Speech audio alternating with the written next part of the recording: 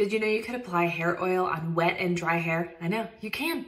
I'm Kate, I'm a licensed stylist. I'm gonna show you how to do it. So I'm using this oil today. We're starting with this much. You wanna rub whatever oil you're using through your hands to cover your entire palm, from the tips of your fingers all the way down to the base. You can always apply more oil, but it is really hard to undo it. So I like to press it into my ends because that's the area that needs the most attention. And then I'll go through and kind of work the product down the hair. I mean, look at the difference here. All of those frizzies and flyaways are gone. I never go higher than about the middle of my hair. So top, middle, end, I start at the middle and work my way down.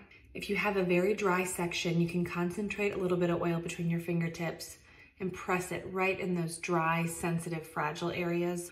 Oil is so good for hydrating hair, and hydrated hair doesn't snap or break as easily as dry hair does. So if you have dryness around your hairline, make sure you're using an oil to keep it really hydrated.